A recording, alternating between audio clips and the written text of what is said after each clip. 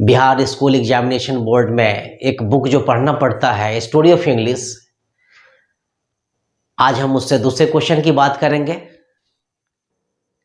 Right A note on old English.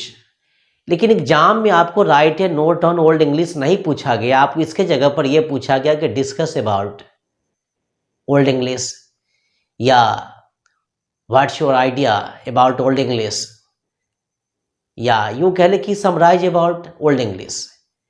तो मेरा कहना यह है कि ओल्ड इंग्लिश के पहले क्या वर्ड लिखा हुआ, उसके बाद क्या वर्ड लिखा, आपको इतना ध्यान देने की कोई ज़रूरत नहीं है। सिर्फ आप वहाँ पर एग्जाम में ओल्ड इंग्लिश ही खोजेंगे। अगर ओल्ड इंग्लिश ये मिला तो आप ये आंसर लिखेंगे, नहीं मिलेगा तो नहीं लिखना, सीधी सी बात है। हाँ, थोड़ा सा इसको हम समझा देते हैं, थोड़ा सा गौर करेंगे इसमें क्या कहा गया है। अब जैसे कि क्वेश्चन यहाँ पर है, पहले इसका हिंदी समझ लेते हैं कि right a note on old English. Right मतलब लिखे, ए मीन्स एक, नोट मीन्स टिप्पणी, ऑन मतलब पर, या यूं कह ले कि ओल्ड इंग्लिश मतलब प्राचीन अंग्रेजी, यानी प्राचीन अंग्रेजी पर या प्राचीन अंग्रेजी के विषय में एक टिप्पणी लिखे। अब जैसे कि आपका आंसर ये है द फर्स्ट, देख रहे हैं ना, the first period. The first period का मानी होता है प्रथम अवधि को in the history of English, in the history of English, यानी अंग्रेजी के इतिहास में, अंग्रेजी के इतिहास में प्रथम अवधि को, ठीक है। इज नोन मतलब जाना जाता है, और इज नोन मतलब ये जाना जाता है, एज मतलब के रूप में। ओल्ड इंग्लिश पीरियड, फिर से सुन लीजिए आप, ओल्ड इंग्लिश पीरियड मतलब प्राचीन अंग्रेजी की अवधि के रूप में। अंग्रेजी के इतिहास में प्रथम अवधि को प्राचीन अंग्रेजी की अवधि के रूप में जाना जाता। तो हो गया, चलिए आगे देख लेते हैं। दिस पीरियड मतलब यह अवधि, वाज मतलब था, और अगली वर्ड यहाँ पर दी चाइल्डहुड। ऐसे तो चाइल्डहुड मतलब बचपना अवस्था कहता है, लेकिन थोड़ा सा यहाँ पर बचपना अवस्था कहना थोड़ा सा अच्छा नहीं लग रहा है, हम यहाँ पर यूँ कह लेते हैं प्रारंभिक अवस्था। This period was the childhood, यह अवधि प्रारंभिक अवस्था था। मगर किसका प्रारंभिक अवस्था था? तो प्राचीन अंग्रेजी का।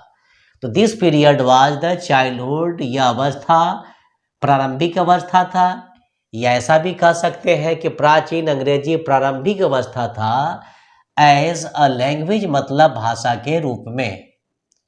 नेक्स्ट वर्ड देख लेते हैं, दोज। थोड़ा सा यहाँ देख रहे हैं दोज, दोज के बाद यहाँ पर हम डेज लिखे हैं। दोज वहां पर है, डेज यहाँ पर है। दोज डेज मतलब उन दिनों, यानी किन दिनों, यानी प्राचीन अंग्रेजी का जो अवधि था उन दिनों की बात हो रही है। इंग्लिश मीन्स अंग्रेजी, वाज मतलब थी, युवाज मतलब था, ए मीन्स एक, मिक्सचर मतलब मिश्रण।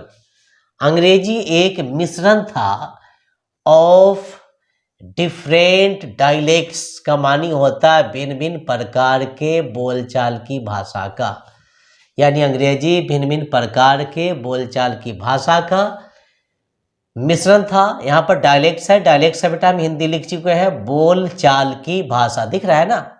इसका आगे देखते हैं, it was not a standard language. Standard language का मानी होता उच्च कोटि की भाषा, या उच्च कोटि का भाषा नहीं था।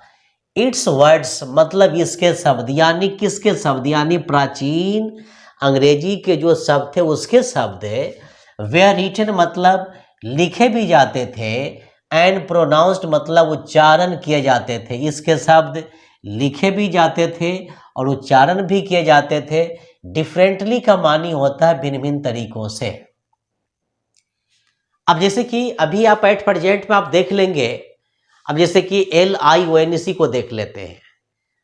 अब अपने यहाँ ही देख लेते हैं कि बहुत सारे लोग इसको लोइन पढ़ते हैं, कोई लाइन पढ़ता है, लेकिन इसका जो सही उच्चारण होता है लोइन ही होता है।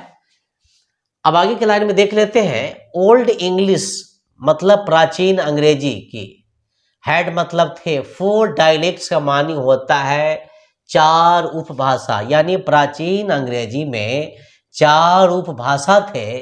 दे आर कैंटिस, नॉर्थम्बियन, उसके बाद हम देखते हैं मर्सियन एंड वेस्ट सेक्शन, यानी ये 4 मतलब उपभाषा थे। अगली सेंटेंस हम देख लेते हैं। दी राइटिंग सिस्टम का मानी होता है, राइटिंग मतलब लेखन, सिस्टम मतलब पद्धति, लेखन पद्धति ऑफ ओल्ड इंग्लिश मतलब प्राचीन अंग्रेजी का, प्राचीन अंग्रेजी का लेखन पद्धति या प्राचीन अंग्रेजी के लिखने का तरीका। इज ए डिफरेंट मतलब भिन्न है, फ्रॉम टुडे मतलब आज से, या यूं कह ले कि आज की अंग्रेजी से या आधुनिक अंग्रेजी से या मॉडर्न इंग्लिश से। तो इसमें यह कहा गया है कि प्राचीन अंग्रेजी का लेखन पद्धति, the writing system of old English, यानी द राइटिंग सिस्टम मतलब लेखन पद्धति ऑफ ओल्ड इंग्लिश मतलब प्राचीन अंग्रेजी का, प्राचीन अंग्रेजी का लेखन पद्धति इज ए डिफरेंट मतलब भिन्न है, फ्रॉम टुडे मतलब आज से, यानी प्राचीन अंग्रेजी के लेखन पद्धति आज के अंग्रेजी से भिन्न है। इट हैड नो ग्रामर, यानी इसका कोई व्याकरण नहीं था उस जमाने में, मतलब कोई व्याकरण का प्रयोग नहीं किया जाता था। जैसे अभी आप लोग करते हैं ना कि आई है तो एम लगाना है, वी है तो आर लगाना है, और ही है तो इस लगाना ही, मतलब उस टाइम में ऐसा कुछ था ही नहीं, मतलब कोई ग्रामर का यूज किया ही नहीं जाता था। अगली सेंटेंस देख लेते हैं। Many of old English words, many मतलब बहुत सारे, ऑफ इंग्लिश वर्ड्स का मानी होता है प्राचीन अंग्रेजी के शब्द, बहुत सारे प्राचीन अंग्रेजी के शब्द। एंड मिसआउट स्ट्रक्चर का मानी होता है संरचना। अब आप सवाल करेंगे सर यहाँ पर किस संरचना की बात हो रही है, तो आप अक्सर ये देखेंगे आपके सर ये पढ़ाते होंगे subject plus V2, subject plus ERM, V1 plus ING, या सब्जेक्ट प्लस हैज़ V3, मतलब ऐसा कभी कभी आप लिखे भी होंगे, याद भी होगा, आप सुनने में भी आया होगा आपको। तो उसी स्ट्रक्चर की यहाँ पर बात हो रही है। तो many of old English words माने बहुत सारे, many of old English words मतलब बहुत सारे प्राचीन अंग्रेजी के शब्द, एंड स्ट्रक्चर्स मतलब संरचनाएं, आर नॉट मतलब नहीं है, सवाल होता है कि भाई क्या नहीं है, तो अवेलेबल मतलब उपलब्ध नहीं है, टुडे मतलब आज। तो प्राचीन अंग्रेजी के बहुत सारे शब्द और संरचनाएं जो है आज उपलब्ध नहीं है। चलिए आगे देख लेते हैं। 10 मीन्स इस प्रकार, ओल्ड इंग्लिश पीरियड मतलब इस प्रकार, प्राचीन अंग्रेजी की अवधि। इज द फर्स्ट स्टेज मतलब प्रथम अवस्था है या प्रथम चरण है या प्रारंभिक अवस्था है, ऑफ इंग्लिश लिटरेचर मतलब अंग्रेजी साहित्य का। तो इस प्रकार प्राचीन अंग्रेजी की अवधि अंग्रेजी साहित्य का प्रथम चरण है या प्रथम अवस्था है। तो जहाँ तक मेरा ख्याल है कि आपको समझने में कोई प्रॉब्लम नहीं होना चाहिए, तो आप लोग इस क्वेश्चन को भी अच्छी तरह से तैयारी कर लेंगे ताकि आपको एग्जाम में किसी किस्म का कोई प्रॉब्लम क्रिएट नहीं हो। हाँ, अगर इसके बाद भी अगर कोई प्रॉब्लम अगर हो तो आप मेरे कमेंट बॉक्स में मैसेज करना नहीं भूलेंगे।